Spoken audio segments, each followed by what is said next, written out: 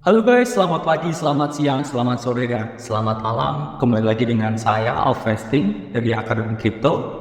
Jadi kalau kalian sudah di sesi ini, berarti saya sudah menganggap kalian sudah menyelesaikan sesi pertama mengenai trend analysis. Jadi di sesi kedua ini kita akan membahas kelanjutan dari trend analysis. Jadi adalah area analysis. Oke, langsung aja. Jadi apa itu area dalam trading? Jadi area itu adalah suatu wilayah di mana teman-teman meletakkan posisi, entah itu posisi buy long atau sell short. Ya, jadi ketika teman-teman tahu areanya di mana, itu sama aja kayak teman-teman mau beli kamera tapi nggak tahu tempatnya. Itu kalau teman-teman nggak tahu area. Tapi kalau kamu tahu ya, oh saya mau beli kamera ya, mungkin ke mall BTS Mangga 2, itu kan kamu tahu area di mana kamu mau beli kamera. Jadi kalau kamu sadar, aku mau beli kamera, tapi kamu ke pasar tradisional, itu adalah kayak kurang tepat analogi. Karena apa ya? Karena kamu harus tahu di mana kamu harus beli ya, atau harus memperoleh mendapatkan apa yang kamu mau. Nah, jadi kenapa sih Kak saya itu perlu melakukan area analysis? Jadi pertama, itu kamu tahu ya di mana kamu akan melakukan open posisi ya. Sama aja nih ketika kamu mau ke pesta kondangan misalkan, kamu pakai sandal jepit misalkan, ya itu apakah hal yang tepat? Ya itu tidak. Sama juga ya ketika kamu pergi ke pantai tapi kamu pakai coat, pakai jaket bomber, apakah itu tepat? Ya itu nggak tepat. Maka dari itu ketika teman-teman tahu area di mana trading, teman-teman tuh long buy di area yang tepat, which is support, dan teman-teman jual atau short sell di area yang tepat, yaitu resistance. Jangan sampai ya di resistance teman-teman long, teman-teman langsung ke bawah, langsung turun. Begitu juga jangan sampai di support ya, teman-teman ini melakukan short. Apa yang terjadi? Teman-teman akan terlikuidasi. Itulah ya pentingnya teman-teman memahami area analysis. Jadi setelah teman-teman tahu tren, teman-teman tahu areanya di mana saya harus mengeksekusi ya. Ketika teman-teman tahu teman-teman di mana harus mengeksekusi, itulah tiba di poin yang kedua ya. Jadi mengetahui di mana teman-teman meletakkan stop loss. Ketika teman-teman salah, oke, saya keluar di titik ini. Ya kan berarti teman-teman harus tahu dulu ya titik mana masuknya. Kalau titik masuknya aja belum tahu ya jangan harap teman-teman juga bisa menempatkan stop loss itu di place atau di tempat yang benar. Begitu juga ketika teman-teman meletakkan target profit, itu kan berarti teman-teman harus tahu dulu ya di mana entry-nya, baru teman-teman tahu di mana target profitnya dan stop loss. Itulah pentingnya teman-teman melakukan area analysis.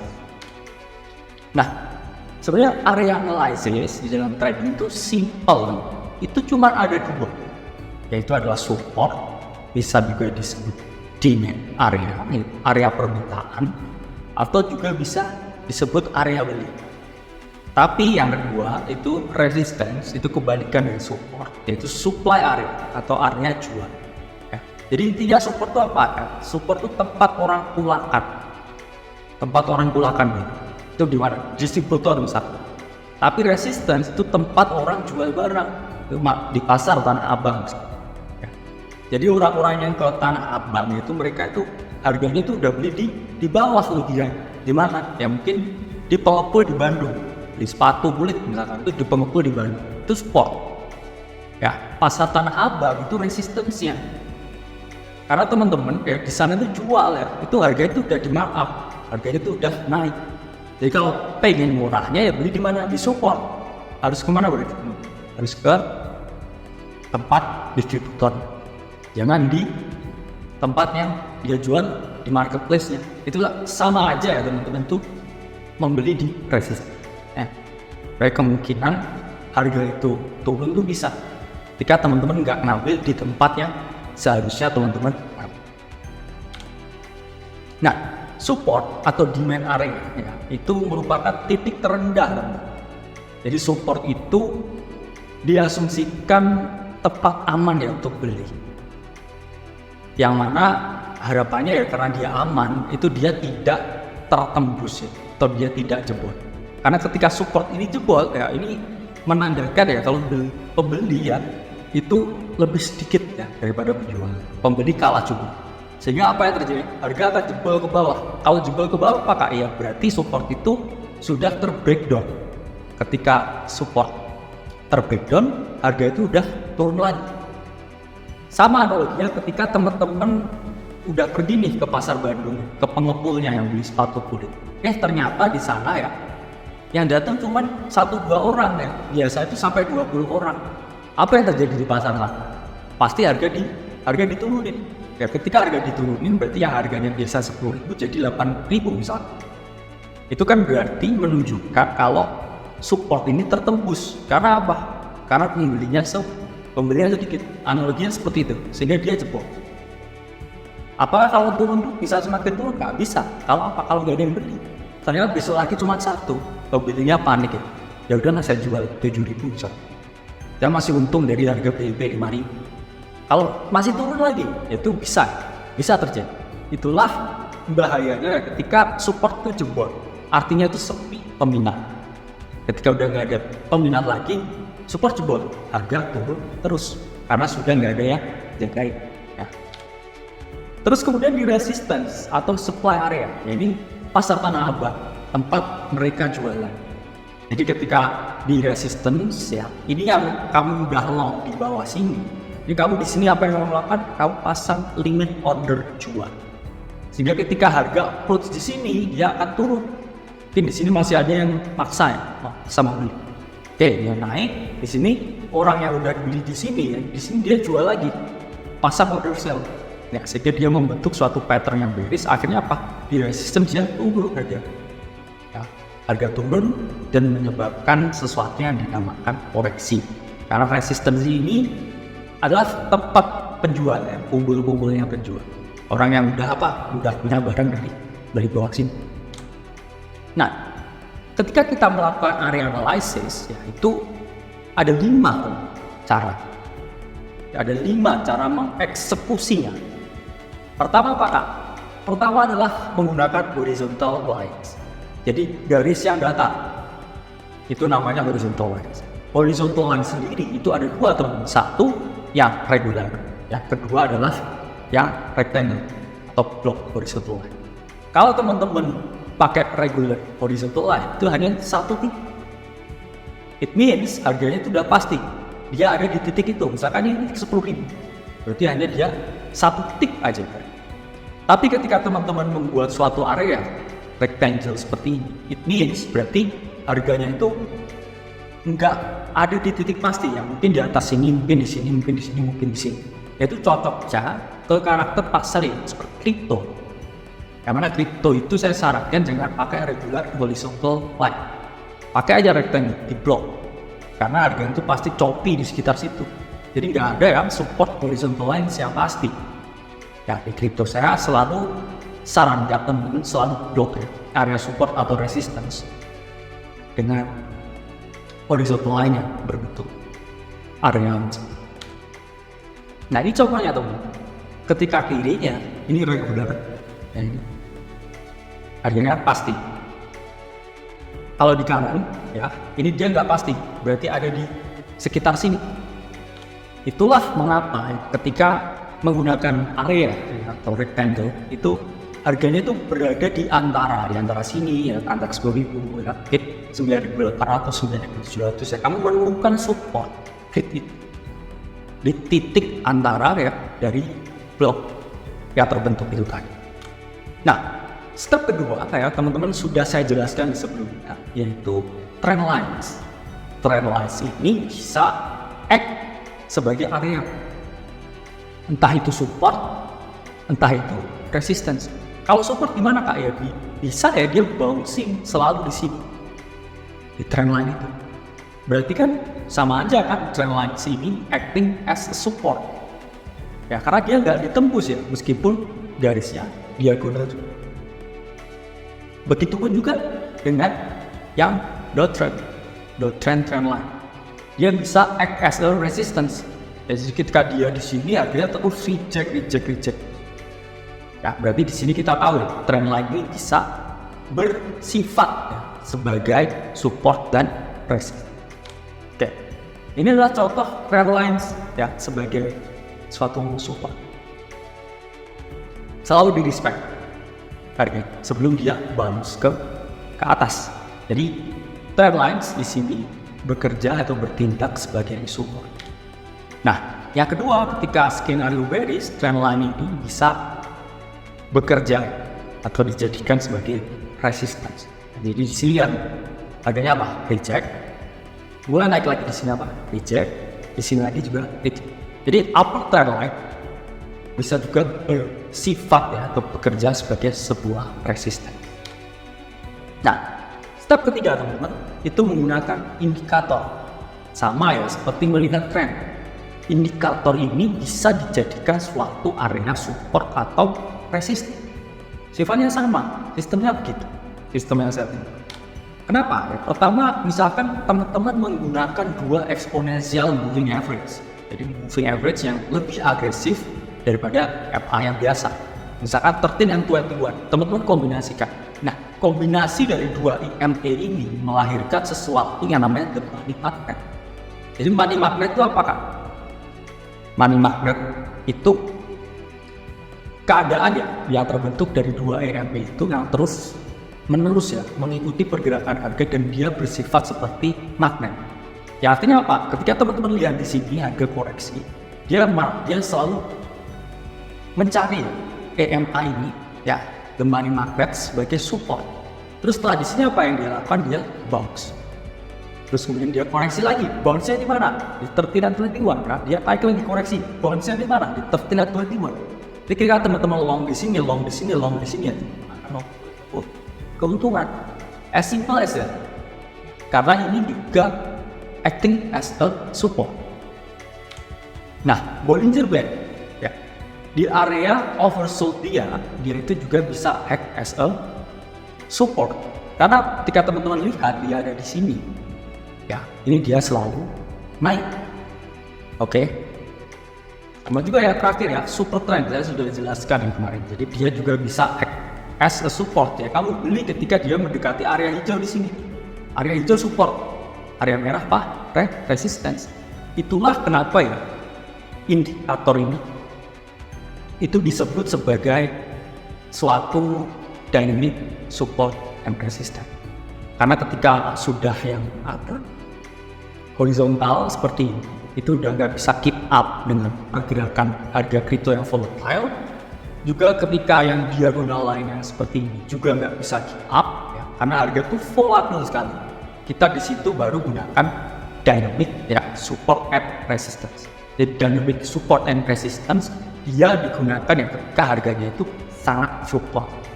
Jadi dia masih bisa cover kalian di mana punya area untuk beli atau area untuk jual. Nah, yang keempat ini metodenya adalah menggunakan pivot point. Ini jarang sekali dibahas di Indonesia atau bahkan video-video YouTube di luar juga. Kenapa pivot? Pivot itu merupakan suatu kombinasi dari perumusan matematika. Yang mana pivot itu adalah gabungan dari apa teman-teman? Harga dari periode sebelum yang paling tinggi ya, ditambah dengan harga dari periode sebelumnya yang paling rendah, kemudian ditambah ya dengan harga dari periode sebelum harga penutupan, kemudian dibagi 3. Jadi pivot point itu merupakan rata-rata ya dari harga tertinggi sebelumnya, harga terendah sebelumnya, dan harga penutupan sebelumnya. Terus gimana Kak itu bisa jadi suatu support and resistance? Jadi teman-teman lihat di sini. Di era yang serba canggih dan menggunakan algo seperti ini, pivot itu bisa jadi support and resistance. Bahkan dia sifatnya seperti dot. Ya. Dot merah, teman-teman apa? Beli. Dot hijau, teman-teman jual. Jadi dia bisa dot ya. Yang mana algonya itu sudah bekerja ya untuk meng-cover harga. Jadi di situ bisa dijadikan sebagai support yang untuk mendukung analisa teman. Nah, bahkan pivot ini bisa jadi level. Ini saya menggunakan salah satu algo ya, dari salah satu derivatif. Bahkan dia sampai pivotnya itu sudah bisa menggambarkan ini. Ini menggambarkan apa? Menggambarkan horizontal line. Kemudian menggambarkan apa lagi? Diagonal line. Ya, ini algo semua yang terhitung dari pivot. Ya, kemudian setelah dirumuskan, pivot ini divisualisasikan ke dalam garis. Ini luar biasa canggih. Jadi nggak ada alasan ya teman-teman nggak jago trading sekarang. Karena sudah ada algo, ya ada quant yang nanti kita jelasin juga di section-section selanjutnya. Nah, step yang terakhir yaitu harmonic support and resistance. Awal itu kan kita tradisional itu pakai yang horizontal, diagonal, kemudian kita yang dynamic itu pakai yang indikator.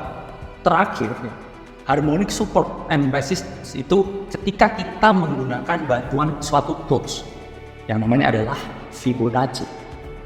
Jadi fungsi menggunakan Fibonacci itu apa? Itu untuk tahu ya, titik bawah dari suatu koreksi. Jadi misalkan harga impuls naik, kemudian dia turun. Teman-teman pengen tahu turunnya berhenti di mana? Itu pakai Fibonacci.